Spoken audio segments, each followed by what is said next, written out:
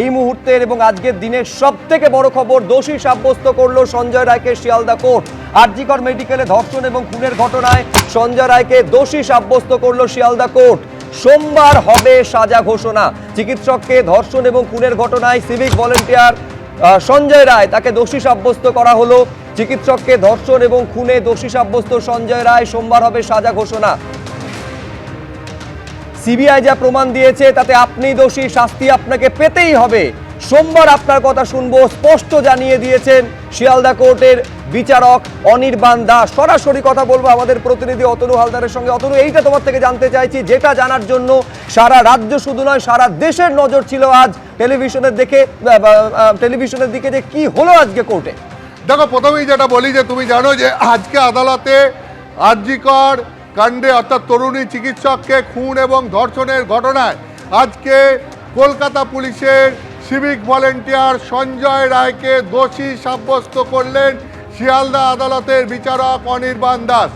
আজকে প্রথমে শিয়ালদা আদালতে যেটা হয় সেটা হচ্ছে, তুমি জানো যে এই নিহত তরুণী চিকিৎসকের পরিবারের তরফ থেকে একটি আবেদন করা হয়েছিল যে তাদের বেশ কিছু প্রশ্ন রয়েছে এবং সেই মর্মে তারা একটা আবেদন করেন এবং তার ভিত্তিতে শুনানির আবেদন জানান এবং এই মর্মে তারা সুপ্রিম কোর্টেও একটি আবেদন করেছেন এবং সেই আবেদনের শুনানি তারা প্রথমে চান।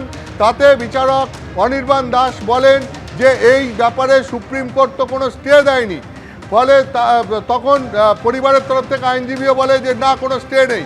এরপরই বিচারক অনির্বাণ দাস তিনি এই মামলার রায় ঘোষণা করতে শুরু করেন এবং তিনি যেটা বলেন, সঞ্জয় রায়কে উদ্দেশ্য করে তিনি বলেন যে সঞ্জয় রায়, আপনি আর.জি. করে 9 আগস্ট ঢুকেছিলেন, অন ডিউটি ডক্টরকে আক্রমণ করেন, গলা চিপে ধরেন, মুখ চিপে ধরেন, যৌন হেনস্থা করেন।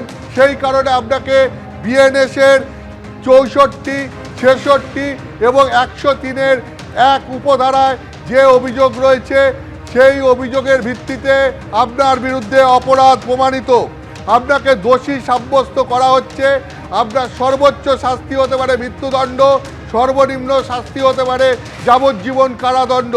তখন সঞ্জয় রায় বলে যে আমাকে ফাঁসানো হচ্ছে, আমি কিছুই করিনি, আমার গলায় রুদ্রাক্ষের মালা আছে।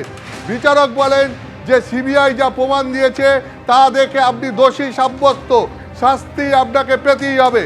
সঞ্জয় রায় তখন বলে যে প্লিজ আমার কথা শুনুন, আমি কিছু করিনি, আমাকে আইপিএস অফিসাররা যা করতে বলেছে আমি সেটাই বলেছি, অর্থাৎ আমাকে ফাঁসানো হয়েছে। কিন্তু সোমবার বলেন যে ঠিক আছে, বিচারক অনির্বাণ দাস তখন বলেন ঠিক আছে, সোমবার আপনার পুরো বক্তব্য শুনব, কিন্তু আদালতের চোখে আপনি দোষী সাব্যস্ত হয়েছেন, শাস্তি আপনাকে পেতেই হবে। এবং আজকে পরিষ্কার বিচারক বুঝিয়ে দিয়েছেন যে সঞ্জয় রায়ের হয় ফাঁসি হবে, নাহলে যাবজ্জীবন কারাদণ্ড হবে এবং সোমবার দিন সঞ্জয় রায়ের সাজা ঘোষণা হবে।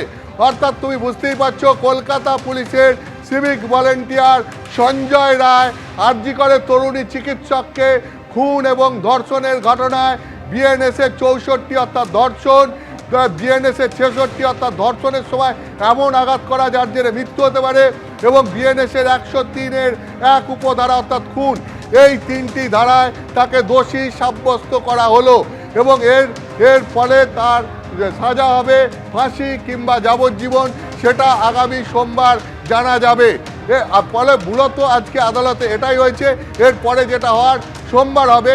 একটা বিতর্ক ছিল যে সঞ্জয় রায় কি একা এই ঘটনার সঙ্গে যুক্ত নাকি আরও কেউ রয়েছে। এখন এই বিতর্ক রয়েই গেল, কিন্তু সঞ্জয় রায় যে এই ঘটনার সঙ্গে যুক্ত সেটা আজকে একেবারে প্রমাণ হয়ে গেল। পাশাপাশি এই দিকেও নজর থাকবে অতনু, যে সোমবার সাজা ঘোষণা হতে চলেছে। সোমবার যখন কোর্ট বসবে এবং শিয়ালদা কোর্টের মহামান্য বিচারক তিনি সাজা ঘোষণা করবেন, তার মানে কি মামলা এখানেই শেষ হয়ে গেল, কেস ক্লোজড? দেখো, মামলা কিন্তু এখানে শেষ হলো না, মামলা এখানে শেষ হলো না এবং তদন্তও এখানে শেষ হলো না। সব থেকে গুরুত্বপূর্ণ হচ্ছে এটা, সিবিআই এই তদন্ত প্রক্রিয়া চালিয়ে যাবে এবং সাপ্লিমেন্টারি চার্জশিট জমা দেওয়ার সম্ভাবনা রয়েছে, যেটা ইতিমধ্যেই তারা বলেছে।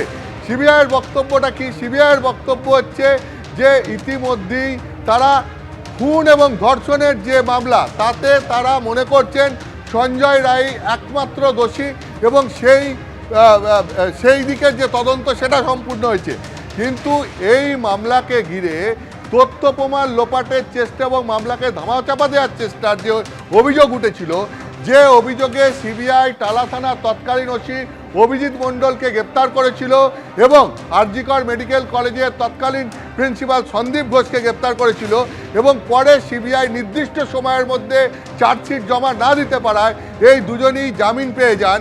এখন সেই যে তথ্য প্রমাণ লোপাটের চেষ্টা এবং মামলা ধামাচাপা দেওয়ার চেষ্টার অভিযোগে সিবিআই যে তদন্ত চালাচ্ছিল, সিবিআইয়ের দাবি হচ্ছে সেই তদন্ত এখনও চলছে এবং সেই তদন্তের পর তারা সাপ্লিমেন্টারি চার্জশিট জমা দেবেন।